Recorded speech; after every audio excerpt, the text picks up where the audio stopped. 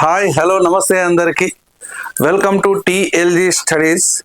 ఈరోజు మళ్ళీ టెట్కు సంబంధించి ఇంకా కొన్ని బిట్స్ అయితే ప్రాక్టీస్ చేసుకోవడము జరుగుతుంది. ఇంతవరకు అయితే పార్ట్ 9 వరకు కంప్లీట్ చేసుకోవడం జరిగింది. ఇప్పుడు 10వ పార్ట్కి అయితే స్వాగతం. ఈ వీడియోలో మరికొన్ని బిట్స్ అయితే చూద్దాము. ఓకే, డైరెక్ట్గా బిట్స్లోకి వెళ్ళిపోదాం. ఎవరైతే సబ్స్క్రైబ్ చేసుకోలేదో వెంటనే సబ్స్క్రైబ్ చేయండి. వీడియో చూస్తున్నప్పుడే లైక్ చేయండి. ఏమైనా డౌట్స్ ఉంటే కమెంట్ చేయండి. ఓకేనా? రైట్, డైరెక్ట్గా ప్రశ్నలోకి వెళ్ళిపోదాము. చెట్టు కోరిక అనేటువంటి పాఠం యొక్క ఇతివృత్తము ప్రక్రియలు వరుసగా అన్నారు. మీరు కామెంట్ బాక్స్లో ఆన్సర్ అనేటువంటిది పెట్టాలండి. ఆప్షన్ ఏ వ్యాసము పిల్లల ఆసక్తులు, ఆప్షన్ బి కథ సృజనాత్మకత, ఆప్షన్ సి పర్యావరణము కథ, ఆప్షన్ డి సృజనాత్మకత కథ. ఇక్కడ ఇతివృత్తము ఫస్ట్ అని అన్నాడు కాబట్టి ఇతివృత్తము ముందు తర్వాత ప్రక్రియ. ఇక్కడ జాగ్రత్తగా గమనించాలి. ఒక్కోసారి ఏమవుతుందంటే ఈ ప్రక్రియ ఇతివృత్తం కూడా ఉంటుంది కాబట్టి ఆప్షన్స్లలో అదే పెట్టడానికి అవకాశం అయితే ఉంటుంది. మరి ఇక్కడ చెట్టు కోరిక అనేటువంటి పాఠం యొక్క ఇతివృత్తం ఏమిటి అని అంటే సృజనాత్మకత అవుతుంది. సృజనాత్మకత. అదేవిధంగా ప్రక్రియ వచ్చేసినట్టయితే చెట్టు కోరిక అనేటువంటి ప్రక్రియ ఏమిటంటే కథ. కాబట్టి సృజనాత్మకత కథ అనేటువంటిది ఎక్కడ ఉంది అని అంటే D is the correct answer. D is the correct answer. Okay, మరి ఇక్కడ నెక్స్ట్ ఇంకొక ప్రశ్నకి వెళ్దాం. ఒట్టివేర్లు అనగా అర్థం. ఒట్టివేర్లు అనగా అర్థం ఏంటి అని అంటే ఆప్షన్ ఏ ఉషీరము, ఆప్షన్ బి తరగలు, ఆప్షన్ సి అలలు, ఆప్షన్ డి సోమరితనము అని అన్నాడు. ఆల్రెడీ ఇంతకుముందు ఈ ప్రశ్న అనేటువంటిది రావడం జరిగింది. ఒట్టివేర్లు అని అంటే ఉషీరము అనేటువంటిది ఆన్సర్. 4వ తరగతిలో ఈ ప్రశ్న అనేటువంటిది రావడము జరిగిందండి. ఓకేనా? ఉషీరము ఇస్ ద కరెక్ట్ ఆన్సర్, మీకు తెలిసినటువంటిది. తర్వాత ఇంకో ప్రశ్నకి వెళ్ళిపోదాం. రైట్, వైశాలిని పరిణయము, అదేవిధంగా ఆహ్వానము, గీతమాల అనేటువంటి రచనలు ఎవరివి? మరి వైశాలిని పరిణయము, గీతమాల, ఆహ్వానము అనేటువంటి రచనలు ఎవరివి అని అన్నాడు. Option A Palla Durgaiah, option B Potlapalli Ramarao, option C Vanamamalai Varadacharyulu, option D Krishnamurthy Yadav. కానీ ఇవి టెక్స్ట్ బుక్ లో ఈ రచనలు అయితే లేవు. అని ఇక్కడ మరి ఆన్సర్ వచ్చేసేసి Vanamamalai Varadacharyulu is the correct answer. ఎవరైతే స్కూల్ అసిస్టెంట్ ఎవరైతే ఆ పైన ఎగ్జామ్లు ప్రిపేర్ అయ్యేటువంటి వాళ్ళకైతే ఇది మనకు చెప్పుకోవచ్చు ఈ బిట్ అనేటువంటిది. ఓకే, ఆన్సర్ వచ్చేసి వానమామలై వరదాచార్యులు. పొట్లపల్లి రామారావు అని అన్నావు. పొట్లపల్లి రామారావు అని అంటే ఏంది? జైలు అనేటువంటి కథల సంపుటి. జైలు, ఆత్మవేదన అనేటువంటిది, మెరుపులు, చుక్కలు, జీవితము, పగ, ప్రయాణం, ఇది ఇట్లా మనకు చెప్పుకోవచ్చు. నెక్స్ట్ పల్లా దుర్గయ్య అంటే ఏంది? ఉస్మానియా విశ్వవిద్యాలయం నుంచి ఎంఏ తెలుగు చేసినటువంటి మొట్టమొదటి విద్యార్థి పల్లా దుర్గయ్య. ఈయన పిహెచ్డి ఏంది? ప్రబంధ వాంగ్మయ వికాసం మీద పిహెచ్డి చేసిండు ఉస్మానియా యూనివర్సిటీలో.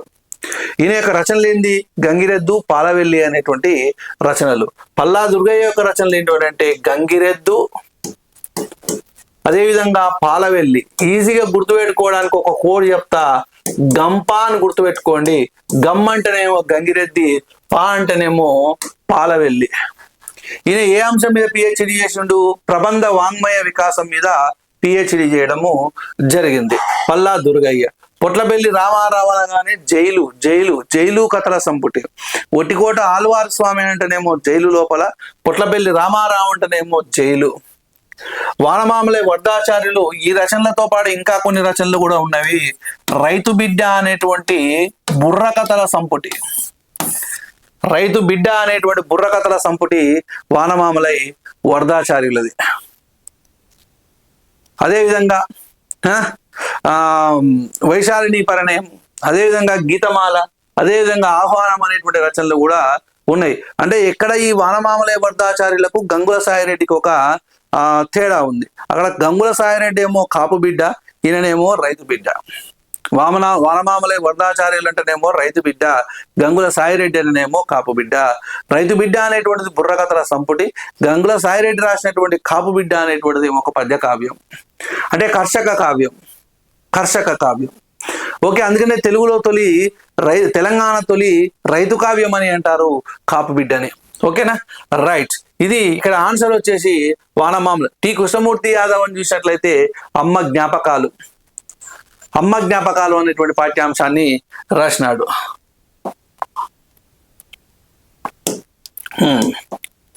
రైట్.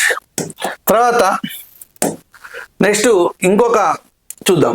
వీరోచితంగా పనులు విరజిమ్మే పరిమళమే కీర్తి అని అన్నది ఎవరు?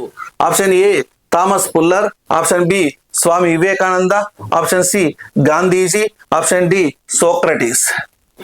వీరోచితంగా చేసేటువంటి పనులు విరజిమ్మే పరిమళమే కీర్తి అని అన్నది ఎవరు అని అంటే ఆన్సర్ వచ్చేసేసి Socrates is the correct answer. వీరోచితంగా చేసేటువంటి పనులు విరజిమ్మే పరిమళమే కీర్తి అని అన్నది ఎవరు అని అంటే Socrates is the correct answer. Next క్వశ్చన్కి వెళ్ళిపోదాం. సాలార్జంగ్ మ్యూజియంను ప్రజలు చూసేటందుకు ఎప్పుడు తెరిచారు మరియు అది ఏ ఆకారంలో ఉన్నది? సాలార్జంగ్ మ్యూజియం, నేను మననే పోయేసి వచ్చిన.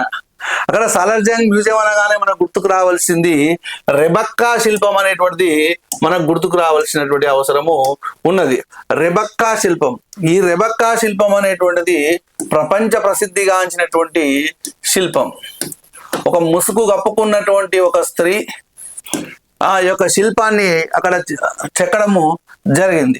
ఈ సాలార్జంగ్ మ్యూజియంను ప్రజలు చూసేటందుకు ఎప్పుడు తెరిచారని చూసినట్లయితే ఆప్షన్ ఏ 1951 డిసెంబర్ 15 అర్ధచంద్రాకారం అంట. ఆప్షన్ బి 1952 డిసెంబర్ 16 వృత్తాకారం. ఆప్షన్ సి 1951 డిసెంబర్ 15 అర్ధవృత్తాకారం. ఆప్షన్ డి 1951 డిసెంబరు 16 అర్ధచంద్రాకారము. ఆన్సర్ పెట్టండి మీరు. 1951 డిసెంబర్ 16 అర్ధచంద్రాకారం ఇస్ ద కరెక్ట్ ఆన్సర్. ఇది ఆన్సర్ మనకు. 1951 డిసెంబర్ 16వ తారీఖున సాలార్జంగ్ మ్యూజియంను ప్రజలు చూసేటందుకు తెరవడం జరిగింది. అది ఏ ఆకారంలో ఉంటుంది అని అంటే పైన టోమ్ లాగా ఉంటుంది కాబట్టి ఇది అర్ధచంద్రాకారం ఇస్ ద కరెక్ట్ ఆన్సర్. ఓకేనా, రైట్. తర్వాత ఇంకొక ప్రశ్నకి వెళ్ళిపోదాం. రైట్. తెలంగాణ సాయుధ పోరాట నేపథ్యంలో సుద్దాల హనుమంతు రాసినటువంటి యక్షగానం. మరి సుద్దాల హనుమంతు పాఠ్యాంశం ఏమైనా మనకు ఉన్నదా అని అంటే ఉన్నది. అదే పల్లెటూరి పిల్లగాడ అనేటువంటి పాఠ్యాంశము.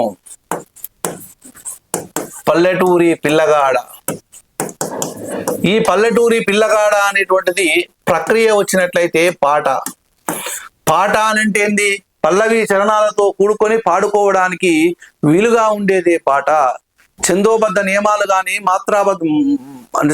మాత్రా నియమాలు కానీ లేకుండా కేవలము పాడుకోవడానికి వీలుగా పల్లవి చరణాలతో కూడుకొని ఉన్నటువంటిదే పాట. అది పల్లెటూరి పిల్లగాడ. సుద్దాల హనుమంతు శత జయంతి ఉత్సవాల సందర్భంగా సుద్దాల అశోక్ తేజ సంకలనం చేసినటువంటి పల్లెటూరి పిల్లగాడ అనేటువంటి ఆ పుస్తకం నుంచి గ్రహించబడిందే పల్లెటూరి పిల్లగాడ. మరి ఇక్కడ సుద్దాల హనుమంతు తెలంగాణ రైతాంగ సాయుధ పోరాటంలో ఒకవైపు పెన్ను బట్టి రచనలు చేశాడు, మరొక వైపు గన్ను బట్టి తెలంగాణ రైతాంగ సాయుధ పోరాటంలో పాల్గొన్నాడు. పల్లెటూరు పిల్లవాడ అంటే బాల కార్మిక వ్యవస్థకు నిరసనగా రాసినటువంటి పాటనే పల్లెటూరి పిల్లగాడ పసులగాసే మొనగాడ పాలు మరచి ఎన్నాళ్ళయిందో ఓ పాలబుగ్గల జితగాడ కొలువు కుదిరి ఎన్నాళ్ళయిందో. ఇది చూడండి, కొలువు కుదిరి ఎన్నాళ్ళయిందో. సుద్దాల హనుమంతు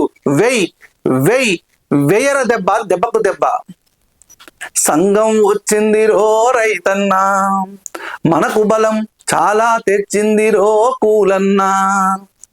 ఇంకేమంటాడు? ఈ భూమి నీదిరా ఈ నిజాం ఎవడురా, ఈ భూమి నీదిరా ఈ నిజాం ఎవడురా, ఈ భూమిని ఎదురా ఈ నిజాం ఎవరు రానంటాడు సుద్దాల హనుమంతు. సుద్దాల హనుమంతు వ్యవసాయ శాఖలో గుమస్తా పని చేయడం జరిగింది. అంటే క్లర్క్ ఉద్యోగము చేసి తెలంగాణ రైతాంగ సాయుధ పోరాట సమయంలో రాజీనామా చేసి పూర్తి సమయం తెలంగాణ రైతాంగ సాయుధ పోరాటానికి వెచ్చించడము జరిగింది. మరి ఆయన ఈ రైతాంగ సాయుధ పోరాట నేపథ్యంలో రాసినటువంటి యక్షగానం ఏంటిది అని అంటే ఇక్కడ 4 ఆప్షన్స్ ఇచ్చిండు. మా భూమి, వీర తెలంగాణ, పోరు తెలంగాణ, సాయుధ తెలంగాణ. మా భూమి అనేటువంటిది నాటకము, ఇది సుంకర వాసిరెడ్డి కవులు రాసిండ్రు కాబట్టి ఇది ఈయనకు సంబంధించింది కాదు. పోరు తెలంగాణ అనేటువంటిది కూడా కాదు, ఇది సినిమా. సాయుధ తెలంగాణ అనేటువంటిది కాదు, ఈయన రైతాంగ సాయుధ పోరాట నేపథ్యంలో రాసినటువంటి యక్షగానం పేరు ఏం పేరు అని అంటే Veera Telangana is the correct answer. Veera Telangana అనేటువంటిది కరెక్ట్ ఆన్సర్. ఓకేనా, రైట్. తర్వాత ఇంకో ప్రశ్న పోదాం. లలిత మనోహరమైనటువంటి దైవభక్తి, దేశభక్తి గేయాలను రాయడంలో ఈయనది అందవేసినటువంటి చెయ్యి. Option A Palla Durgaiah, option B Vanamamalai Varadacharyulu, option C Seshamu Lakshminarayanacharya, option D Suddala Hanumanthu. Palla Durgayya, Vanamamalai Varadacharyulu, Seshamu Lakshminarayanacharya, Suddala Hanumanthu. అంటే లలిత మనోహరమైనటువంటి దైవభక్తి, అదేవిధంగా దేశభక్తి గేయాలను రాయడంలో, దేశభక్తి గేయాలను అంటే మనకు 6వ తరగతిలో మొట్టమొదటి పాఠమైనటువంటి అభినందన అనేటువంటి పాఠ్యాంశాన్ని రాసిండు. వందనాలు వందనాలు అభినందన చందనాలివే, శమదాచని హాలికులకు తల వంచని సైనికులకు, వందనాలు వందనాలు అభినందన చందనాలివే. శేషం లక్ష్మీనారాయణాచార్య వందనాలు వందనాలు అభినందన చందనాలి అనేటువంటిది అంటే దేశభక్తి ఉంటుంది, దైవభక్తి ఉంటుంది. ఈ దైవభక్తికి సంబంధించి, దేశభక్తికి సంబంధించినటువంటి కవిత్వం రాయడంలో అందవేసిన చెయ్యి ఎవరు అని అంటే శేషం Lakshminarayanacharya is a correct answer ఇక్కడ. రైట్. తర్వాత చూసినట్లయితే ఇంకొక ప్రశ్న చూద్దాం. పుత్రం అనేటువంటి తెలంగాణ మాండలిక పదంకు, పుత్రం అనేటువంటి తెలంగాణ మాండలిక పదంకు అర్థం ఏమిటి అని అన్నాడు. పుత్రము అనేటువంటి తెలంగాణ మాండలిక పదముకు అర్థం ఏమిటి అని అన్నాడు. ఇక్కడ ఆన్సర్ వచ్చేసేసి రుబ్బురాయి. రుబ్బురాయి ఇస్ ద ఆన్సర్. ఇంకా ఆప్షన్స్ నిజము, జేబు, గోధుమ పిండి అనేటువంటివి ఉన్నాయి. కాబట్టి ఇక్కడ ఆన్సర్ డైరెక్ట్ గా మనం గుర్తుపెట్టుకోవచ్చు. రుబ్బురాయి అనేటువంటిది, రుబ్బురాయి పుత్రము అనేటువంటి దానికి రుబ్బురాయి. మరి ఇక్కడ విసుర్రాయి అని కూడా అంటారు. విసుర్రాయిని రాయలసీమలో ఏమంటారు అని అంటే తిరుగలి అని అంటారు. తిరుగలి అనేటువంటి పేరుతోటి పిలుస్తారు రాయలసీమలో. అదే రాయలసీమలో ఈ పాటలను తిరుగలి పాటలు అనేటువంటి పేరుతో కూడా పిలవడము జరుగుతుంది. కూర్క్యాల శాసనము కరీంనగర్ జిల్లాలోని ఏ మండలములో కలదు? ఆప్షన్ ఏ కూర్క్యాల మండలము, ఆప్షన్ బి గంగాధర మండలము, ఆప్షన్ సి చందుపట్ల మండలము, ఆప్షన్ డి జగిత్యాల మండలము. ఆప్షన్ డి జగిత్యాల మండలము అని అన్నాడు. ఆప్షన్ ఏ కూర్క్యాల మండలము, ఆప్షన్ బి గంగాధర మండలము, ఆప్షన్ సి చందుపట్ల మండలము, ఆప్షన్ డి జగిత్యాల మండలం. మరి ఇక్కడ కూర్క్యాల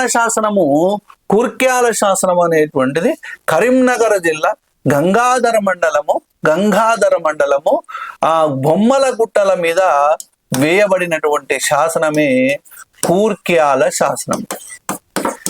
ఈ కూర్క్యాల శాసనాన్ని వేయించింది ఎవరు అని అంటే జినవల్లభుడు, పంపకవి సోదరుడైనటువంటి జినవల్లభుడు వేయించడము జరిగింది. ఈ జినవల్లభుడు వేయించినటువంటి కూర్క్యాల శాసనంలో ఎన్ని పద్యాలు ఉన్నాయనంటే తెలుగు పద్యాలు 3 తెలుగు పద్యాలు ఉన్నాయి. ఆ పద్యాలలో ఉన్నటువంటి ఛందస్సు ఏమిటి అని అంటే కందం. అదేవిధంగా ఈ కంద పద్యాలు వేటి తెలియజేస్తున్నాయి అంటే జైన మతాన్ని తెలియజేస్తున్నాయి. మరి ఇక్కడ ఆన్సర్ వచ్చేసేసి ఏ మండలము అని అంటే గంగాధర మండలం ఈజ్ ద కరెక్ట్ ఆన్సర్. మరి చందుపట్ల శాసనం అనేటువంటిది కూడా ఉంటుంది, రుద్రమాదేవికి సంబంధించినటువంటి మరణ శాసనం, అది నకిరేకలకు దగ్గరగా ఉన్నటువంటి చందుపట్ల. కాబట్టి ఇక్కడ కన్ఫ్యూజ్ కావడానికి అవకాశం ఉంటుందనే ఉద్దేశంతో ఈ బిట్ అయితే తయారు చేయడము జరిగింది. ఆన్సర్ వచ్చేసేసి గంగాధర మండలం is the correct answer. Right. తర్వాత ఇంకొక ప్రశ్నకు పోదాం. అమ్మ జ్ఞాపకాలు అనేటువంటి పాఠ్యభాగంను రచించింది ఎవరు? Option A Archi Venkatacharyulu, option B Devulapalli Ramanujarao, option C T Krishnamurthy Yadav, option D Rayaprolu Subbarao. ఇక్కడ ఆర్చి వెంకటాచార్యులు యొక్క పాఠ్యాంశం పేరు పల్లె అందాలు. ఈ పల్లె అందాలు అనేటువంటి పాఠ్యాంశాన్ని రాసింది ఆర్చి వెంకటాచార్యులు. ఈయన మా ఊరు అనేటువంటి పేరుతోటి ఒక ఏకాశ్వాస ప్రబంధాన్ని కూడా రాసిండు. అదే విధంగా బుర్రకథ అనేటువంటి దాన్ని కూడా రాసిండు. అదే విధంగా రాగమాల అనేటువంటి రచనలు కూడా చేసిండు. పల్లె అందాలు, పల్లెకు సంబంధించినటువంటి అందాలను వర్ణించడం జరిగింది ఆర్చి వెంకటాచార్యులు. తర్వాత దేవులపల్లి రామానుజరావు. ఈ దేవులపల్లి రామానుజరావు రాసినటువంటి పాఠ్యాంశం ఏంటంటే గ్రామాలలోని వేడుకలు, క్రీడా వినోదాలకు సంబంధించినటువంటి పాఠ్యాంశము దేవులపల్లి రామానుజరావు రాయడం జరిగింది. ఈ దేవులపల్లి రామానుజరావు ఈ పాఠ్యాంశం యొక్క ప్రక్రియ ఏమిటి అని అంటే రేడియో ప్రసంగం అనేటువంటి ప్రక్రియ. రేడియో ప్రసంగం అనేటువంటి ప్రక్రియ చేయడము జరిగింది.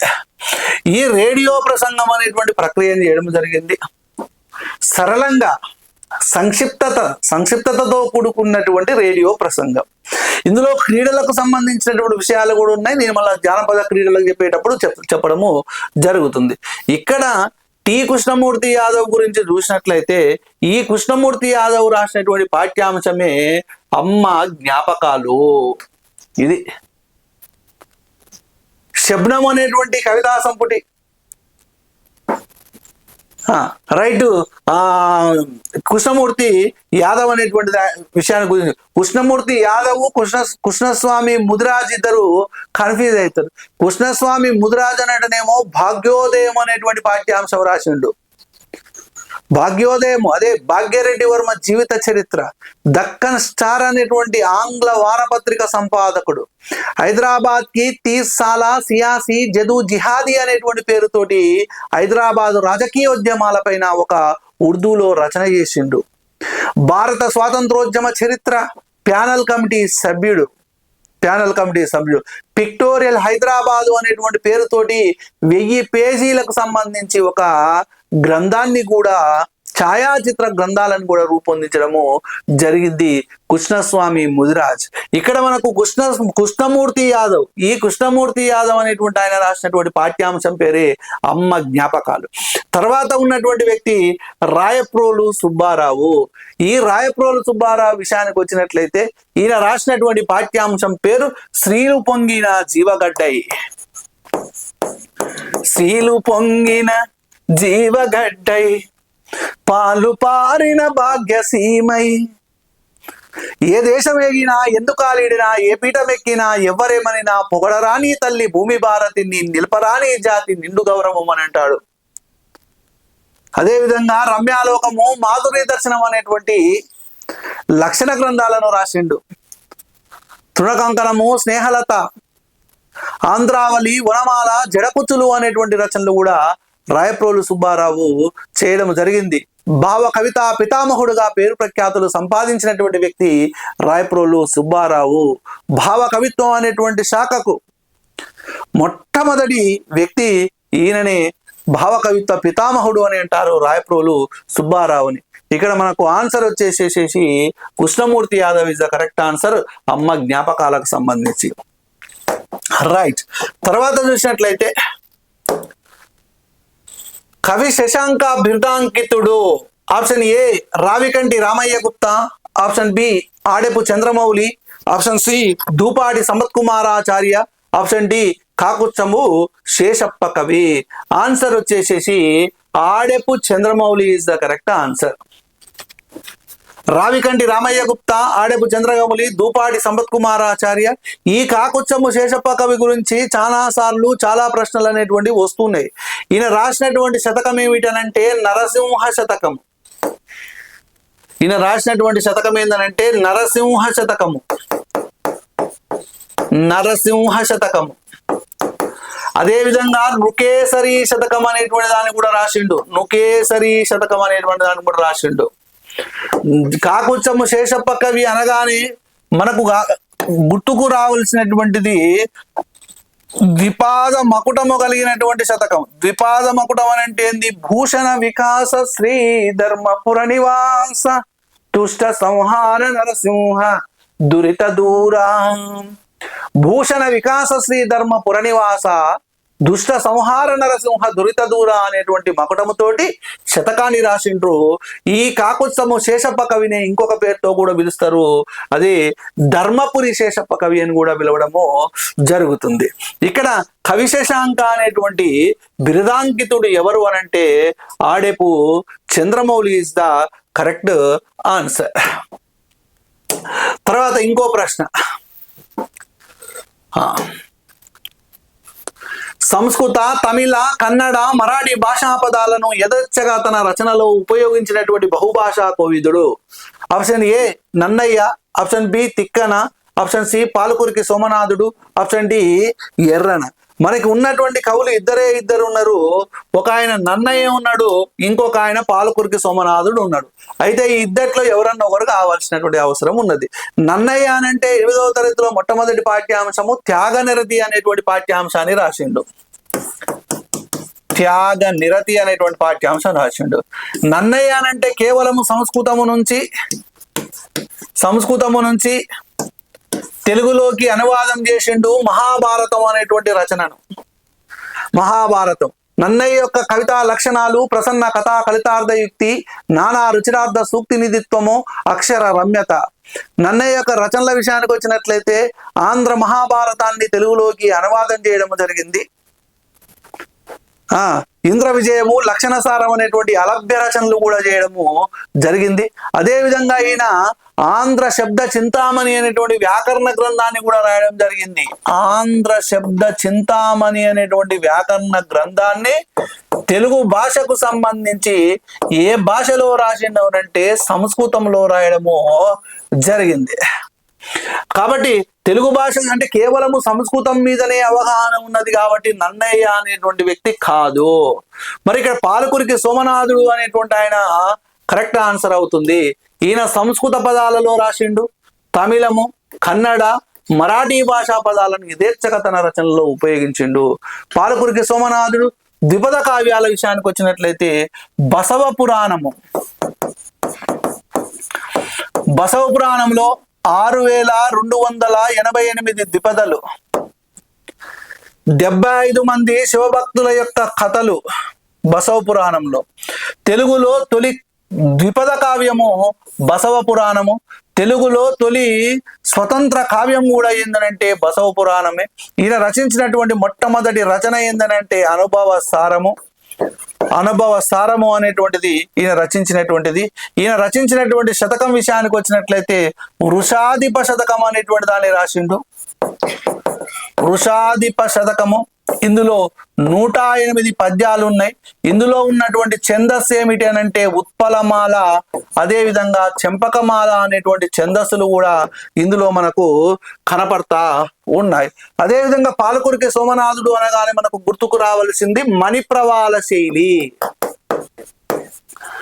మణిప్రవాళ శైలి అని ఏంటంటే సంస్కృతము తెలుగు పదాలను కలిపి కవిత్వాన్ని రాయడాన్ని మణిప్రవాళ శైలి అని అంటారు. మరి ఇక్కడ మణిప్రవాళ శైలిని ప్రవేశపెట్టినటువంటి కవి ఎవరు అనంటే పాలకురికి సోమనాథుడు. ఓకేనా? రైట్. ఆన్సర్ వచ్చేసి పాలకురికి సోమనాథుడు ఈజ్ ద కరెక్ట్ ఆన్సర్ గా మనము చెప్పుకోవచ్చు. రైట్. తర్వాత ప్రశ్న చూద్దాం. మొదటి 2 పాదాలలో ఒక నీతిని చెప్పి తర్వాతి పాదాలలో దానిని సమర్థిస్తూ ఒక దృష్టాంతాన్ని చెప్పడము ఈ శతకములోని ప్రత్యేకత అన్నాడు. ఆప్షన్ ఏ దాశరథి శతకము, ఆప్షన్ బి చిత్త శతకము, ఆప్షన్ సి నారాయణ శతకము, ఆప్షన్ డి భాస్కర శతకము. భాస్కర శతకంలో ఉన్నటువంటి అలంకారము దృష్టాంత అలంకారము. దృష్టాంత అలంకారము. భాస్కర శతకంలో ఉన్నటువంటి అలంకారము దృష్టాంత అలంకారము. ఓకే, నారాయణ శతకము దాశరథి శతకం అని అంటున్నాము, కానీ ఈ దాశరథి శతకంలో ఇది లేదు, చిత్త శతకంలో లేదు, నారాయణ శతకంలో లేదు, భాస్కర శతకం. అంటే మొదటి 2 పాదాలలోనేమో ఒక నీతిని ఉంటుంది, నీతి. తర్వాతి పాదాలలో ఆ నీతిని సమర్థిస్తూ ఒక దృష్టాంతాన్ని చెప్పడము. అదే ఏ అలంకారం అనంటే దృష్టాంత అలంకారం. ఆ దృష్టాంత అలంకారం ఎందులో ఉందనంటే భాస్కర శతకంలో ఉంది. భాస్కర శతకాన్ని రాసింది ఎవరు అనంటే మారద వెంకయ్య అనేటువంటి ఆయన ఈ శతకాన్ని రాయడము జరిగింది. రైట్, తర్వాత ఇంకోటి చూద్దాం. రామప్ప రభస తెలంగాణ వ్యాసాలు రాసింది ఎవరు? Option A Dasarathi, option B Kaloji, option C Vattikota, option D Dasarathi Rangacharyulu. Ramappa రభస తెలంగాణ వ్యాసాలు రాసింది ఎవరు అనంటే Vattikota Alwar Swamy. Vattikota Alwar Swamy is the correct answer. ఈయన యొక్క పత్రికలు కూడా ఉన్నాయి, వట్టికోట ఆళ్వారు స్వామి యొక్క పత్రికలు కూడా ఉన్నాయి. తెలంగాణ అనేటువంటి పేరుతో పత్రిక రాసిండు. పత్రికలు గుమస్తా అనేటువంటి పేరుతోటి కూడా పత్రికలు సంపాదకత్వంలో నడపడం జరిగింది. ఈయన యొక్క నవలలు కూడా ఉన్నాయి. వట్టికోట ఆళ్వారు స్వామి ప్రజల మనిషి అనేటువంటి నవల, అదేవిధంగా గంగు అనేటువంటి పేరుతో ఒక నవల రాసిండు. ఈ గంగు అనేటువంటిది అసంపూర్ణ నవల, సంపూర్ణ నవల కాదు, అసంపూర్ణ నవల. అసంపూర్ణ నవల చదివినా కానీ సంపూర్ణ నవల చదివినంత ఫీలింగ్ అనేటువంటిది, అనుభూతి అనేటువంటిది కలుగుతుంది ఈ గంగు అనేటువంటి నవలలో. ప్రజల మనిషి అనేటువంటి నవల, గంగు అనేటువంటి నవల, తెలంగాణ గుమస్తా అనేటువంటి పేరుతోటి పత్రికలు, రామప్ప రభస తెలంగాణ అనేటువంటి పేరుతోటి వ్యాసాలను రాయడం జరిగింది. ఎవరు అనంటే వట్టికోట ఆళ్వారు స్వామి. ఈయన రాసినటువంటి పాఠ్యాంశం పేరు చిన్నప్పుడు అనేటువంటి పత్రిక. ఈ కథానిక పత్రిక కాదు, కథానిక. ఇది ఏ పత్రికలో ప్రచురింపబడింది అని అంటే మీజాన్ అనేటువంటి పత్రికలో ప్రచురింపబడింది. మీజాన్ అనేటువంటి పత్రికలో ప్రచురింపబడింది. తర్వాత దాశరథి గురించి, కాళోజీ గురించి దాశరథి రంగాచార్యులు అన్నాడు కాబట్టి ఇక్కడ అవసరం లేదు, ఆల్రెడీ ఇంతకుముందు వీళ్ళ గురించి చెప్పాను. రైట్, జానపద సాహిత్యంలో అలంకార విధానంపై పరిశోధన గ్రంథాన్ని రాసింది ఎవరు అని అన్నాడు. Biradaraju Ramaraju, option A, option B Nedunuri Gangadharam, option C Tangirala Subbarao, option D K Ruknuddin. Biradaraju Ramaraju యొక్క పిహెచ్డి గ్రంథం ఏంటంటే జానపద గేయ సాహిత్యము.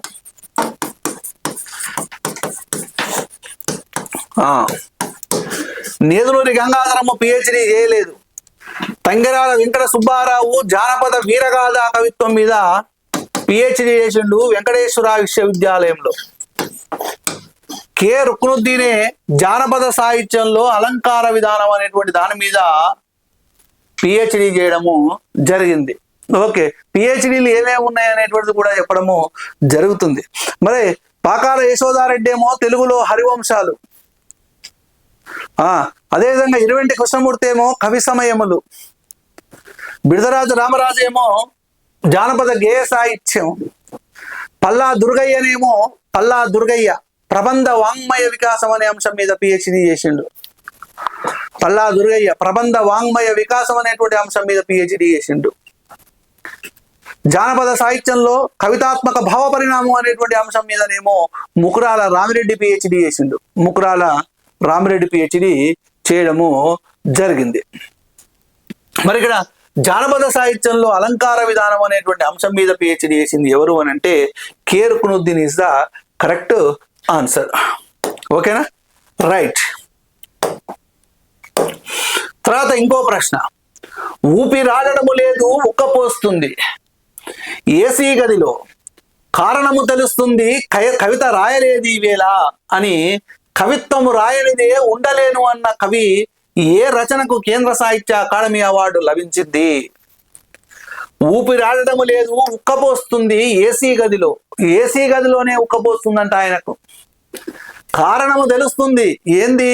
కవిత రాయలేదు ఈవేళ అని, కవిత్వం రాయనిది ఉండలేను అన్న కవి ఏ రచనకు కేంద్ర సాహిత్య అకాడమీ అవార్డు వచ్చిందని అంటే ఆయన ఎవరు అని అంటే డాక్టర్ సి నారాయణ రెడ్డి గారు. ఈ డాక్టర్ సి నారాయణ రెడ్డి గారి యొక్క మంటలు మానవుడు అనేటువంటి దానికి మనకు ఇక్కడ మరి కేంద్ర సాహిత్య అకాడమీ అవార్డు వచ్చింది. క్రీస్తు చరిత్ర కూడా వచ్చింది, ఇది గుర్రం జాషువాది. డాక్టర్ సి నారాయణ రెడ్డి విశ్వంబర కూడా వచ్చింది, జ్ఞానపీఠ పురస్కారం. ఈ స్వరలయలు అనేటువంటిది సామల సదాశివ. విశ్వాంబర, క్రీస్తు చరిత్ర, మంటలు మానవుడు, స్వరలయలు. ఇక్కడ ఆన్సర్ వచ్చేసేసి డాక్టర్ సి నారాయణ రెడ్డి గారి యొక్క మంటలు మానవుడికి కేంద్ర సాహిత్య అకాడమీ అవార్డు వచ్చింది. ఆయన ఎవరు అని అంటే డాక్టర్ సి నారాయణ రెడ్డి. తర్వాత ముకురాల రామిరెడ్డి గారి విడిజోడి కథకు ఏ పత్రిక వాళ్ళు ద్వితీయ బహుమతిని ఇచ్చారు? ఆప్షన్ ఏ చింతామణి పత్రిక, option B Andhrapatrika, option C Krishna పత్రిక, ఆప్షన్ డి ఆంధ్రజ్యోతి పత్రిక. ఆన్సర్ వచ్చేసేసి కృష్ణా పత్రిక is the correct answer. Mukurala Ramireddy అనగానే వలస కూలి మస్తుగా దొరుకుతాదని కోస్త దేశము పోతివా, ఎన్నడొస్తవు లేబరి పాలమూరు జాలరి. ముకురాల రామిరెడ్డి అనగానే మనకు గుర్తుకు రావాల్సింది ఉదయ శైలి, అదేవిధంగా దేవరకొండ దుర్గం, రాక్షస జాతర, ఉపరిశోధన ఇవి మరి ఈ ముకురాల రామిరెడ్డి గారి యొక్క రచనలు. జానపద సాహిత్యంలో కవితాత్మక భావ పరిణామం అనేటువంటి అంశం మీద ఉస్మానియా యూనివర్సిటీలో పిహెచ్డి చేసిండు ఈయన. ఆచార్య కసిరెడ్డి వెంకరెడ్డి గారి యొక్క గురువు ముకురాల రామిరెడ్డి. ఓకేనా, రైట్. ఇక్కడ ఆన్సర్ వచ్చేసేసి కృష్ణపత్రిక ఇస్ ద కరెక్ట్ ఆన్సర్ గా మనము చెప్పుకోవచ్చు. శ్రీ మదన గోపాల మంత్ర వరప్రసాద లబ్ధ సుకవి, తన గురించి తాను చెప్పుకున్నటువంటి కవి ఎవరు అని అంటే Ponnaganti Telagana. Answer Ponnaganti Telagana. Option A Nannaya, option B Tikkana, option D Errana. Answer వచ్చేసేసి పొన్నగంటి తెలగన. ఈ పొన్నగంటి తెలగన పాఠ్యాంశం ఏందనంటే చెలిమి. దీనికి మూలమేంది? యయాతి చరిత్ర. యయాతి చరిత్రకు సంబంధించి ప్రసిద్ధమైంది అని అంటే ఈ యయాతి చరిత్ర తెలుగులో తొలి అచ్చతెనుగు కావ్యము.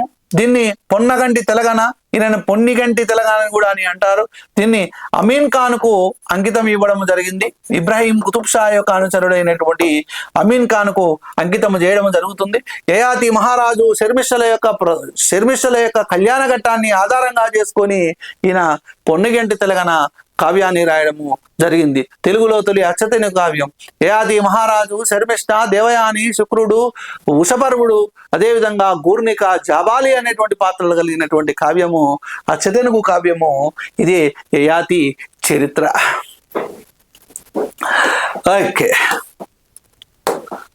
రైట్. తొలుత తల్లి భాషను నేర్వవలేను, పిదప దేశ భాషను ప్రీతి సాధింపవలేను, ఆ పైన లాభకరములైనట్టి అన్య భాషలను గ్రహింపవలేవు మీరు అంటూ మాతృభాష ప్రాధాన్యాన్ని తెలియజేసినటువంటి కవి. Option 1 Kaloji, option 2 Dasarathi, option 3 Vattikota, option 4 Samala Sadashiva. Answer వచ్చేసేసి Samala Sadashiva is the correct answer. ఎవరి భాష వాళ్ళకు వినసొంపు అనేటువంటి పాఠ్యాంశం.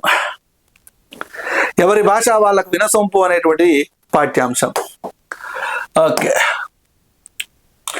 జ్ఞాన విజ్ఞాన కోశములని పేర్కొనబడినటువంటి ప్రక్రియ ఏమిటి? Option A ఇతిహాసము, option B Puranamu, option C Shatakamu, option D వేదాలు. ఆన్సర్ వచ్చేసేసి పురాణం ఈజ్ ద కరెక్ట్ ఆన్సర్. అంటే పురాణాన్ని జ్ఞాన విజ్ఞాన కోశము అని పేర్కొనడము జరుగుతుంది. ఓకేనా?